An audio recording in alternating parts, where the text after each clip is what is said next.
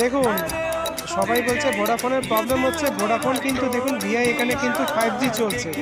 Vi সব থেকে ভালো 5G চলছে, সব থেকে 299-এ 5G আনলিমিটেড দিচ্ছে, 5G ফোন 5G কভারেজ। দেখুন কোনো বাফারিং হচ্ছে না ভোডাফোনে, দেখুন দেখিয়ে দিচ্ছি, এই যে 5G চলছে 5G ফোনে, দেখুন কোনো বাফারিং নেই।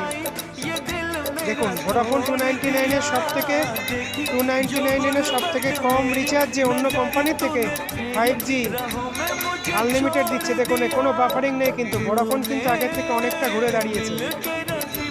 স্পিড দেখে, इसका স্পিড দেখে,